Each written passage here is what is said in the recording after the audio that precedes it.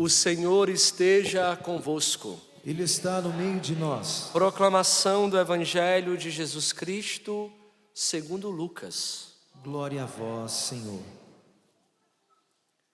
Naquele tempo, disse Jesus aos seus discípulos: antes que estas coisas aconteçam, sereis presos e perseguidos, sereis entregues às sinagogas e postos na prisão. Sereis levados diante de reis e governadores, por causa do meu nome. Esta será a ocasião em que testemunhareis a vossa fé.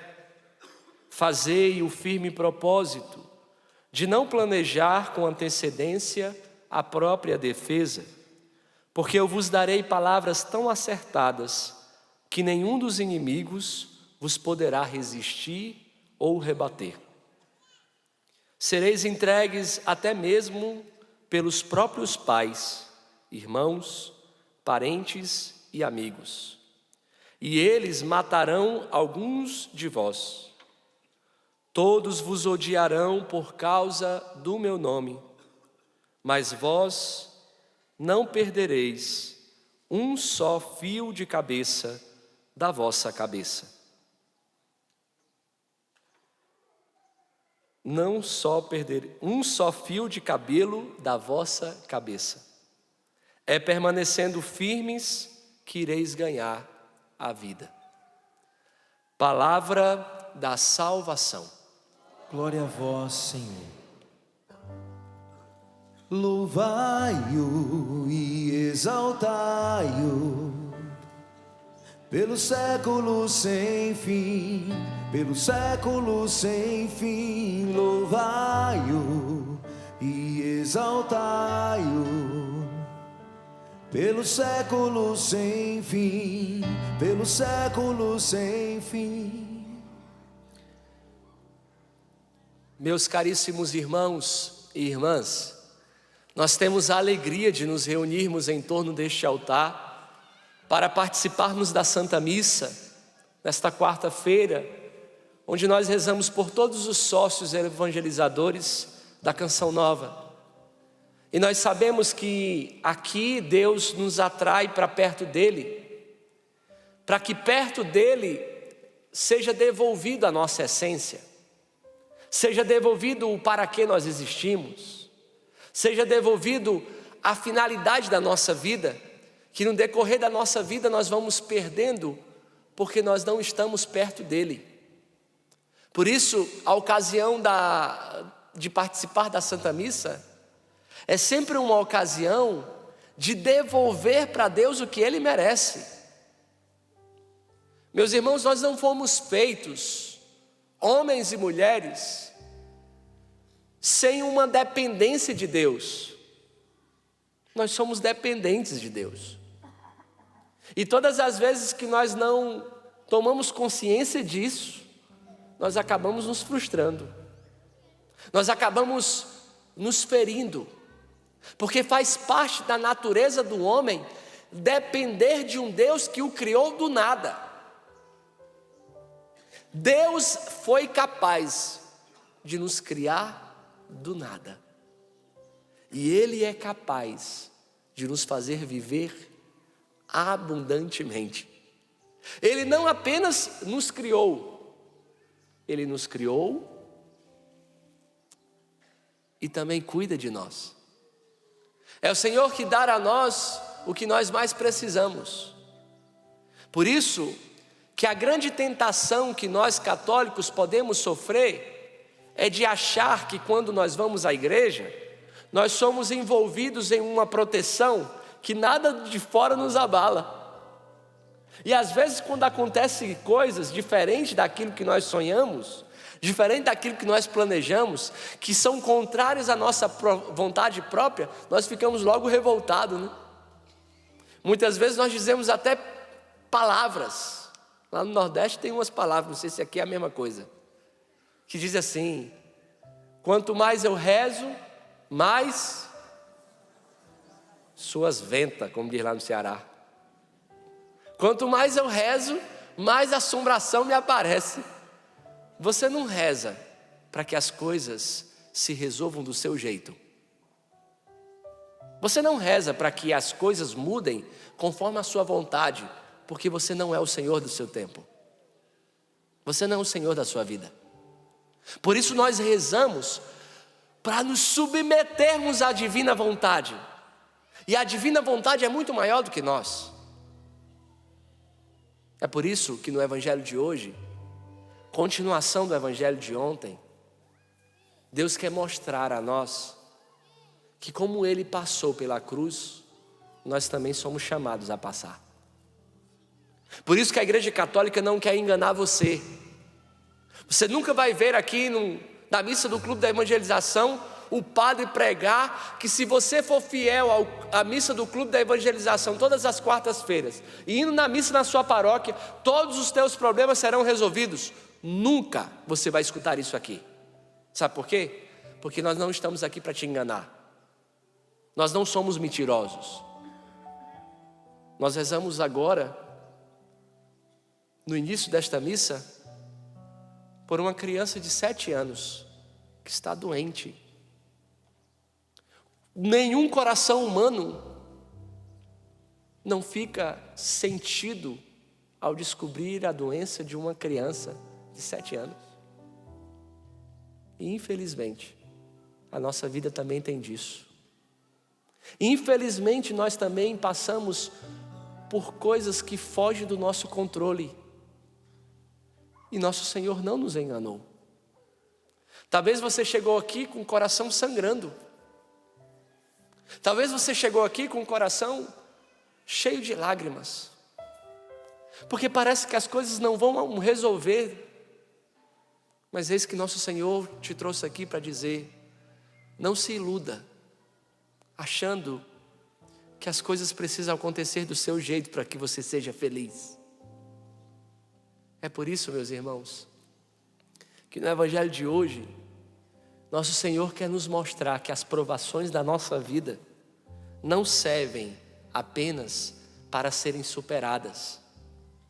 Nosso Senhor quer nos mostrar que as provações da nossa vida, que as tribulações da nossa vida, que as aflições da nossa história não servem apenas para ser superadas, mas acima de tudo, elas servem para nos ensinar a ser testemunha. Servem para nos ensinar a testemunhar o Deus que nós carregamos àquelas pessoas que ainda não conheceram. É por isso que o cristão católico não pode viver sem cruz.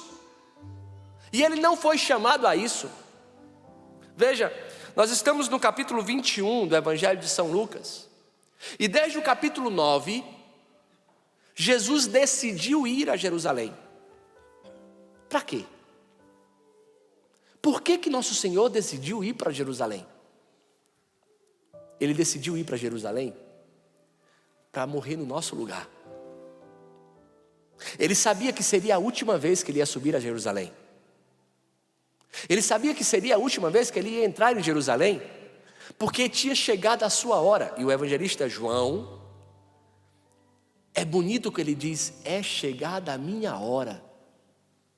O evangelista Lucas diz que a partir do capítulo 9, ele decidiu, ou seja, é um ato da vontade dele.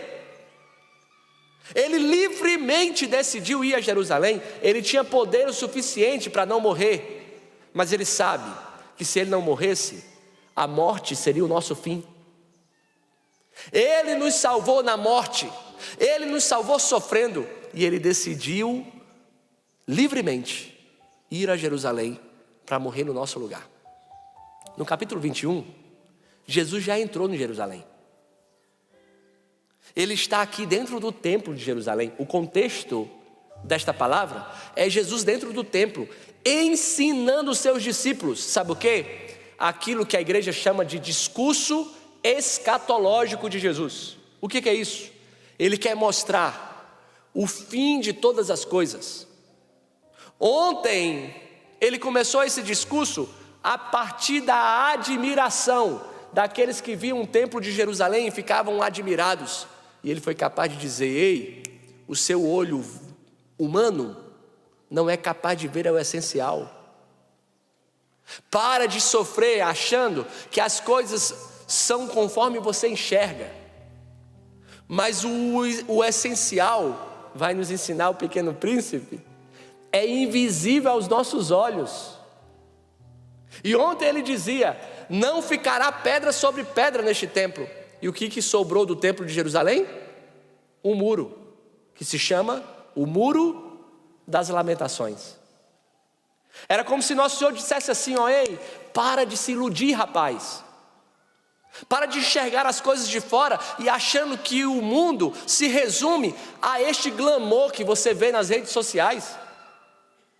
É como se nosso Senhor dissesse assim, ó: o olho humano não é capaz de enxergar o que o amor faz na alma daqueles que amam.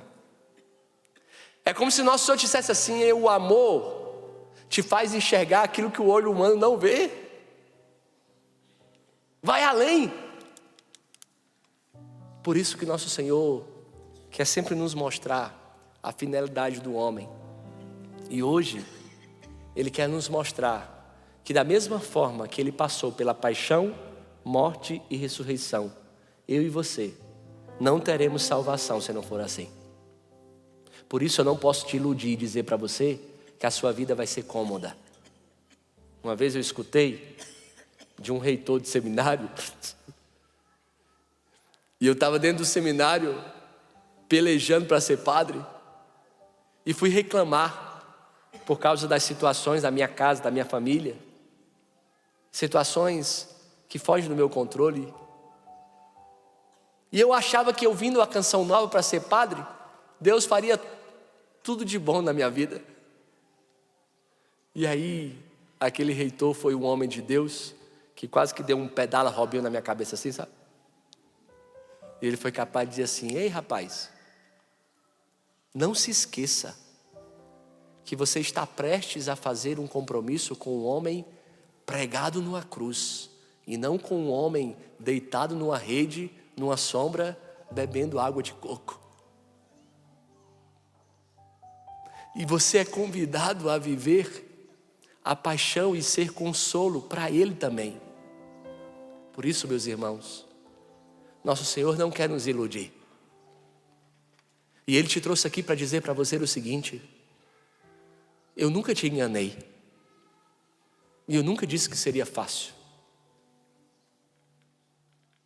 Eu te olhei nos olhos e disse: no mundo, meu filho, tereis aflições, tribulações, mas coragem, pois eu venci o mundo.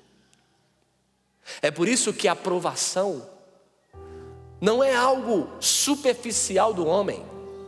Todos nós que estamos aqui, aqueles que nos acompanham de casa, sofrem. Ou estão sofrendo, ou já sofreram, ou vão sofrer.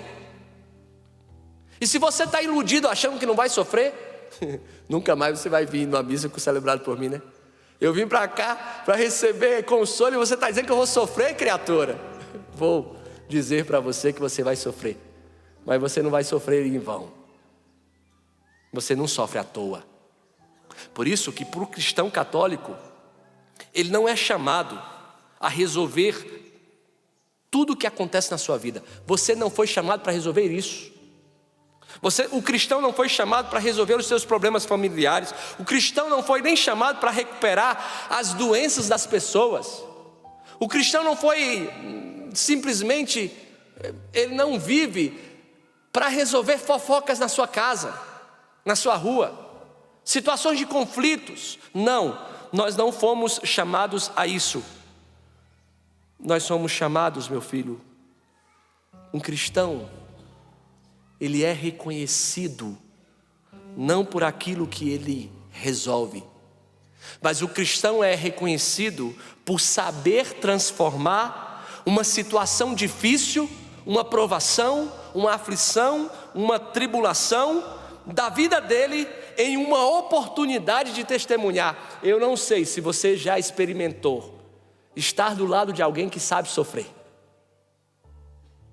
estar do lado de alguém que aonde brota sofrimento, quando você toca no sofrimento, brota fé, brota dignidade de que não está sofrendo à toa, de que não está desperdiçando daquilo que ele tem vivido, porque sabe que Deus é o vitorioso, e a dor, o sofrimento não tem a última resposta. Como é bonito você perceber pessoas que são maduras, e eu digo maturidade não está na idade, mas na capacidade de reconhecer que Deus é o seu centro, que Ele vai cuidar de você. Reconhecer que a situação que chegou é uma oportunidade para me mostrar a minha fé às pessoas. E dizer que no meio de tudo isso, nós somos mais do que vencedores. Todos aqueles missionários que estavam do lado do Padre Jonas, no decorrer de toda a sua enfermidade, o Padre Jonas deixou de comer, gente. Passou muito tempo o Padre Jonas comendo sopa. Tinha que bater tudo, ele não conseguia mastigar. Mas o Padre Jonas não reclamou de nada. O Padre Jonas ficou sem tomar Coca-Cola. Ele amava Coca-Cola. No quarto dele hoje tem uma Coca-Colazinha assim para a gente lembrar o quanto ele gostava. Mas não reclamou de nada. O Padre Jonas deixou de comer churrasco, ele gostava de um churrasco. Mas não reclamou de nada. Quanto tempo você tem perdido reclamando da sua vida? Amargurando até as pessoas que estão querendo te ajudar, e você se torna grossa. Quem não sabe lidar com a dor, na hora que a dor chega, você se torna grossa, até para as pessoas que estão na caridade cuidando de você. E a dificuldade daqueles que estão cuidando, não é por causa da doença, não é porque está limpando você, é por causa da sua grosseria, é por causa da sua perturbação interior, que não faz testemunhar e dizer que aquilo vai passar. Vai demorar, mas vai passar. Por isso, é necessário sempre recordar que mesmo diante da realidade que nós vivemos, nós lidamos com a dor, e nosso Senhor não nos enganou. Hoje Ele disse mesmo que nós seremos perseguidos, que pais, irmãos, amigos vão querer nos matar, vão ficar contra nós por causa do nome dEle. E aqui está, meus irmãos, o significado de sermos verdadeiramente homens e mulheres de Deus. De Deus. E para ser homem de Deus, é necessário sempre reconhecer que, para ser homens e mulheres de Deus, é necessário aproveitar o que a vida nos dá. E aproveitar o que a vida nos dá é possível perceber que Deus sabe. Deus está cuidando de mim. E a oportunidade que Ele me deu foi de testemunhar para os outros, para mim mesmo, que Ele está cuidando de mim. Como é bom poder dizer, Deus cuida de mim. Como é bom poder dizer, Deus me ama. Mesmo que a lágrima escorra no meu lado, Deus me ama. Eu lembro de uma experiência que eu fiz lá na missão de Gravatá. Eu morava na missão de Gravatá da Canção Nova, e aqui eu quero mandar um abraço especial para o povo pernambucano que ama a Canção Nova. E eu fui convidado a ir dar a unção dos enfermos para uma senhora que já tinha sofrido muito com a metástase. O câncer tinha tomado conta do corpo dela. E ela foi para casa. Foi para casa para morrer com os seus. E quando eu estava dando a unção para ela, a sua filha me disse que nem morfina resolvia a dor.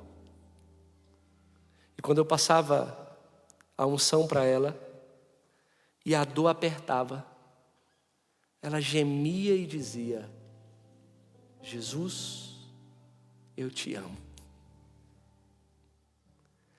Aquela mulher naquela cama gemia e dizia: Jesus, eu te amo.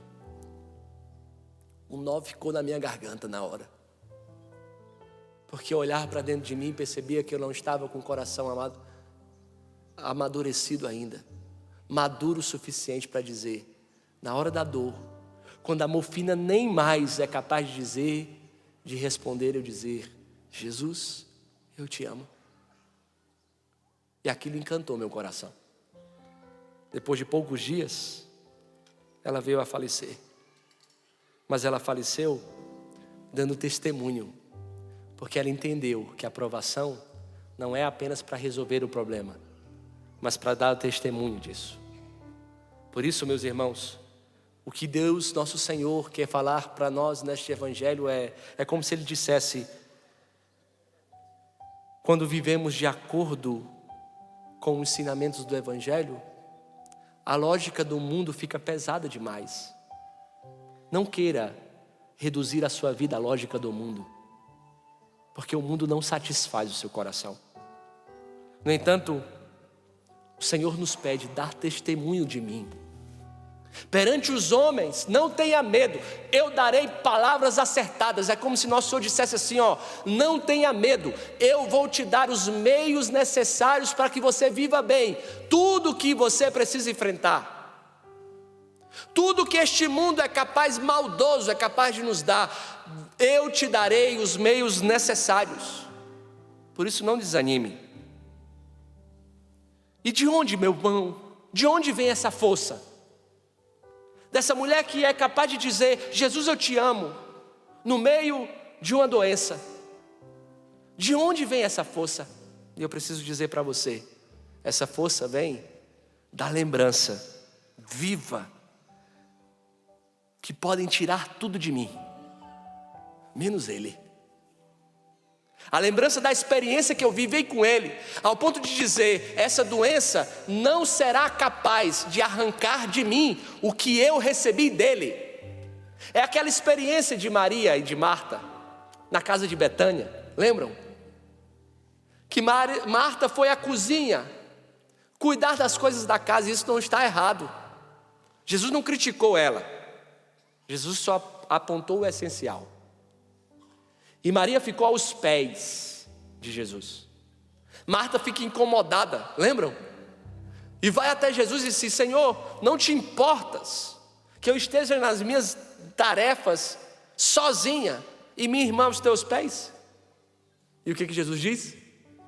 Marta, Marta, tu te preocupas com muitas coisas, mas uma coisa só é necessária.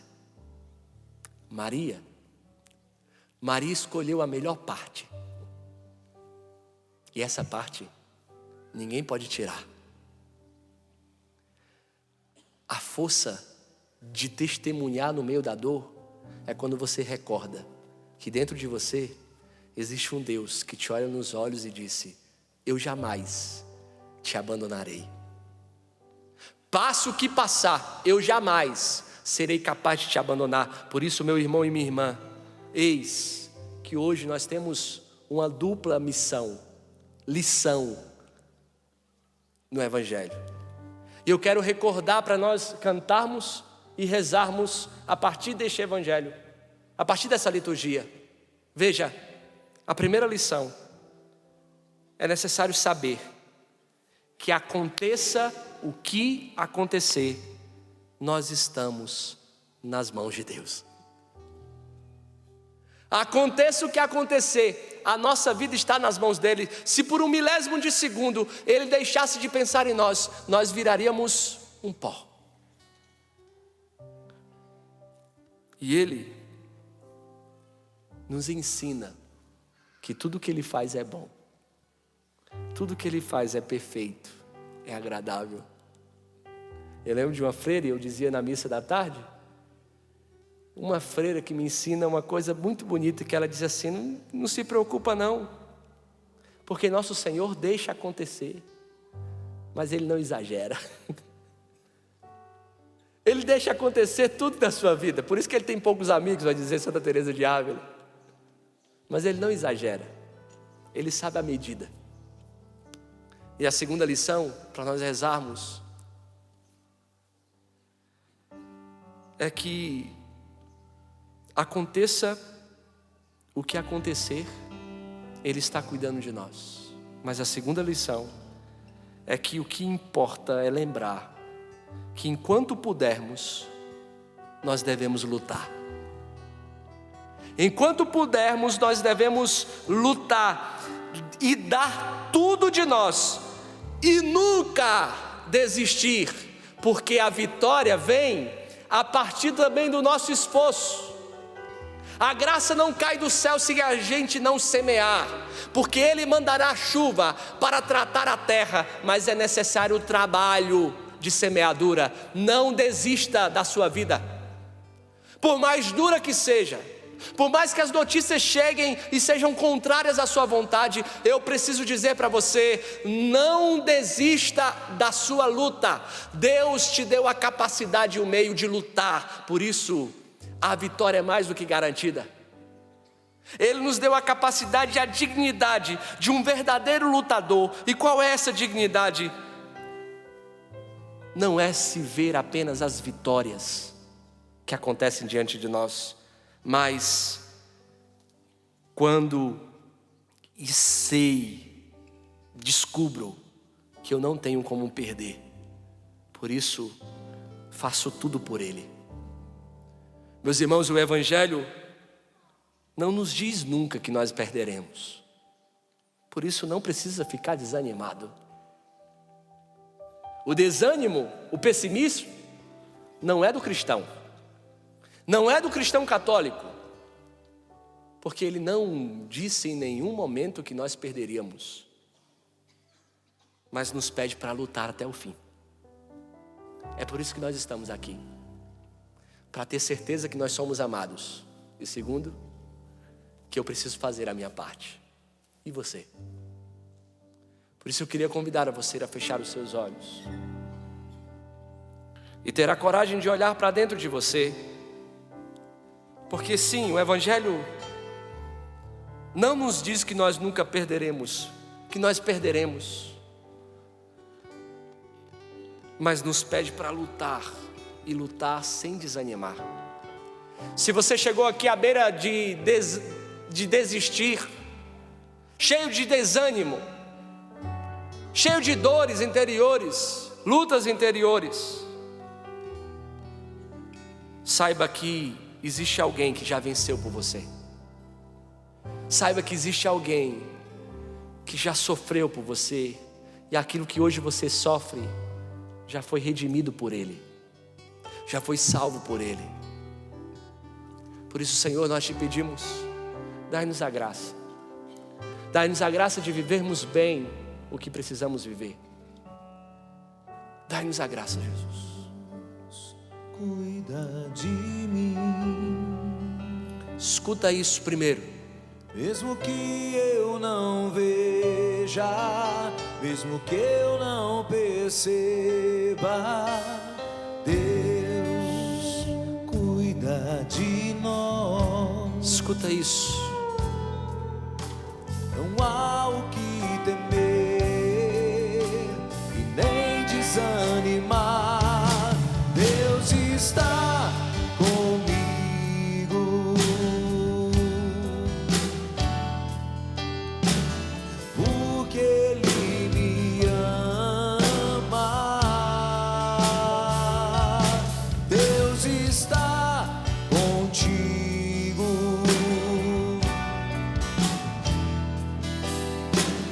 Porque Ele te ama. Deus está conosco.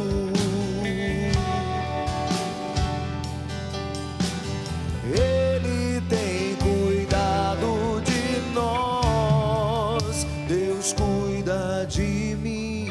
E antes de cantarmos mais uma vez, com seus olhos fechados, traga sobre o seu coração as dores que tenha enfrentado a sua casa.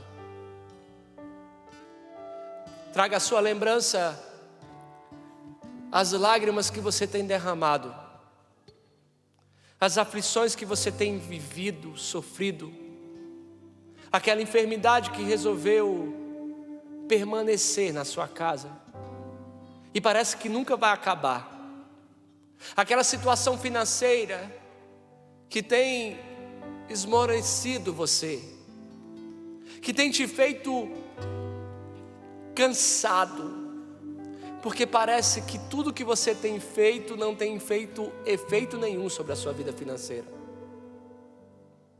As situações de famílias, pais, mães, que rezam pelos filhos e parece que quanto mais reza, mais longe eles estão de Deus.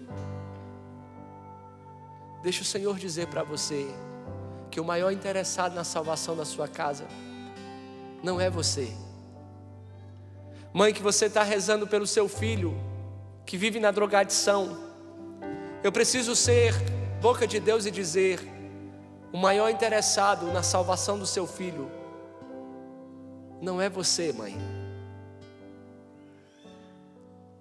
Eu, Senhor teu Deus, paguei um alto preço pelo seu filho. Eu estou cuidando das coisas, eu estou cuidando de você, mesmo que você não perceba, eu estou caminhando contigo, eu estou cuidando dos seus, eu estou cuidando das suas coisas. Eu não sou um Deus longe, impessoal, sentado num trono. Eu sou um Deus perto, que toca, que cura, que cuida. Por isso agora, nós vamos cantar mais uma vez, na certeza de que o nosso coração se inflame, na certeza de que nós somos cuidados, nós somos amados, nós somos amparados, nós somos resgatados por um Deus que não nos aponta o dedo. Ele cuida de nós e Ele espera pacientemente a nossa volta. Cantemos. Deus cuida de mim, mesmo que eu não veja, mesmo que eu não perceba, Deus cuida de nós. Não há o que temer e nem desanimar. Deus está comigo,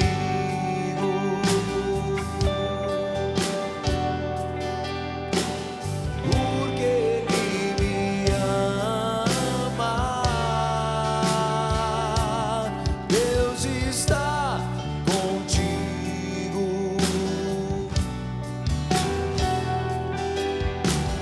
porque Ele te ama. Deus está conosco,